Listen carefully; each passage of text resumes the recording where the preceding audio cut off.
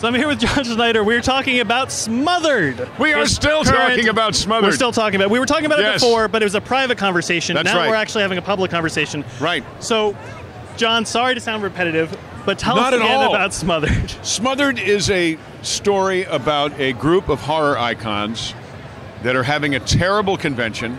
They're not making any money, so they get hired to go haunt an RV park for the weekend. What they don't know is that this beautiful young girl in the middle, played by Bria Grant from Heroes and Rob Zombie's Halloween, actually has hired them to come down there in the Winnebago by the lake so that she can kill these horror icons one at a time in gruesome ways.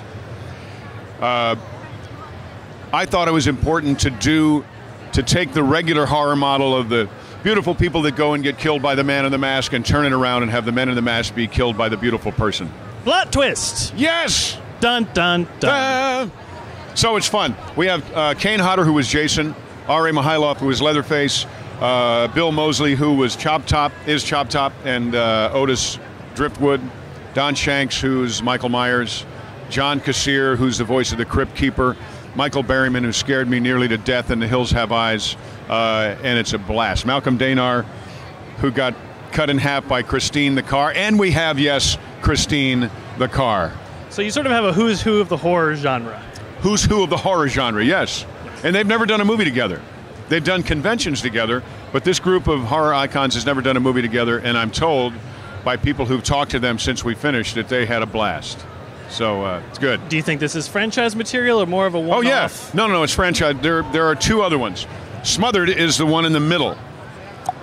Suffered is the one that explains why this beautiful girl is such a whack job. That's the prequel. And then the sequel is all about what happens to, I won't tell you who survives at the end, but who survives at the end, and they are now a new horror icon named Striper. So it's Suffered, Smothered, and Striper. And when does Smothered become available for the public to view? Smothered is available for the public, unless they're watching it today. This is available now. Now. And So you can get it. You can get it on demand through iTunes, through Warner. You can go to the store and get it at the Blockbuster franchises, wherever they are. Or if you happen to be at this con today, you can get an autographed copy from me before it actually comes out. We'll make sure the general public knows that you can get an autographed copy today. That's right. But you're not here right now, so... It's this one. It's this one right here. This is what you missed out on today, because I'm guessing this is not going to air today. Probably not. But we'll make sure they know to come see you. We have the power of the internet, John. Yes. Power of the internet. Come see us, but I'll be here till 5 o'clock. Ha! Good luck. You can't find a parking space between now and 5 o'clock. Encouraging. We're supposed to be encouraging, aren't we? Hey, I'll see you in a minute. So aside from Smothered, obviously Superman is very public right now with Batman. Well, Superman. yeah, Superman is public, Superman, yeah. Have you had a chance to see the newest installment? I've not seen it, no. I want to see it.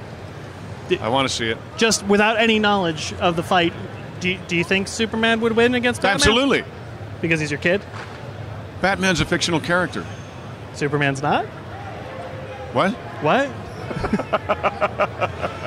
So Superman, absolutely. Yes.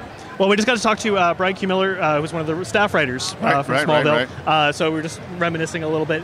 Can you tell us some of your favorite memories, maybe something behind the scenes that you enjoyed? Anything that comes to mind. What's your first memory of Smallville, like the most prominent memory? Reading the first script. The pilot script was fantastic, because I, like a lot of people, didn't think that we needed to revisit the Superman legend, because it had been done so well. But when I read the pilot, I was just blown away, particularly by one line where Lex Luthor gives Clark a truck. And I tell him I don't want him to have it. Do you know anything about his father?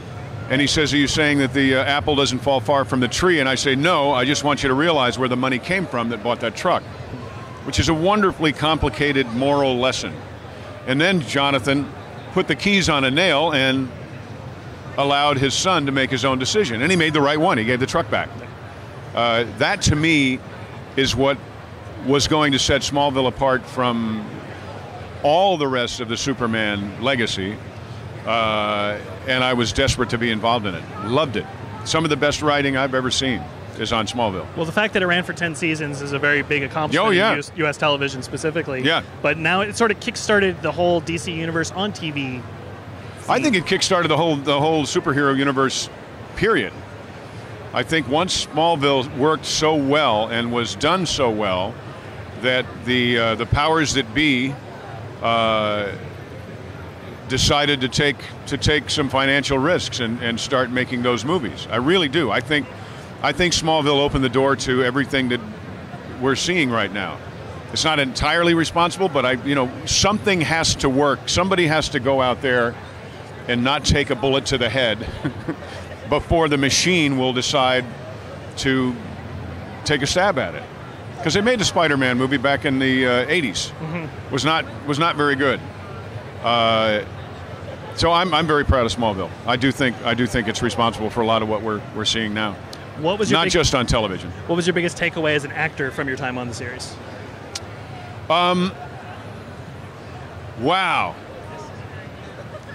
There's a great, it's more of, as a director, there's a great framing thing we did on Smallville where if you were Lex Luthor and I was Clark or I was Jonathan, you'd walk away and you'd stand like right over here, still in frame, and I'd be back here. So it causes a pan, and it starts with a separation and it ends with a separation that's actually quite beautiful. And when I direct now, I call that, I say let's Lex Luthor it.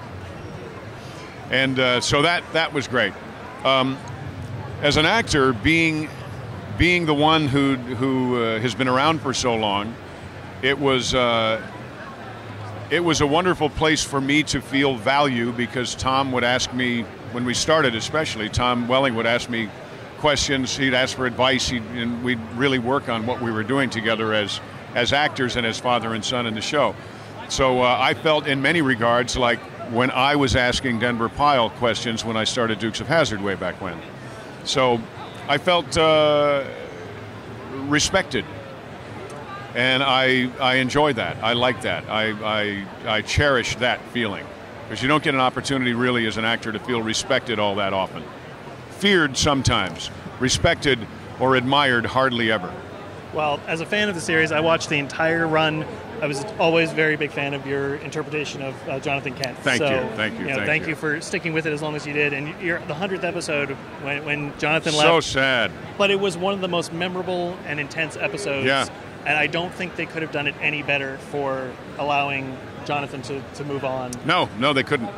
I'm very proud of one. I directed Talisman. Go back and watch that again. And I put a lot of little nods to Superman, to who the boy would become in that episode.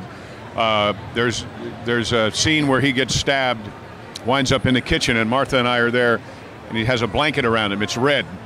So when he heals and runs off, I kept my foot on the blanket so that when he left, it would pop, and it would be a little hint of a cape as he was leaving. I like that. And as Martha comes in, I can think of no more horrific event in a woman's life than walking into a house and slipping in her son's blood.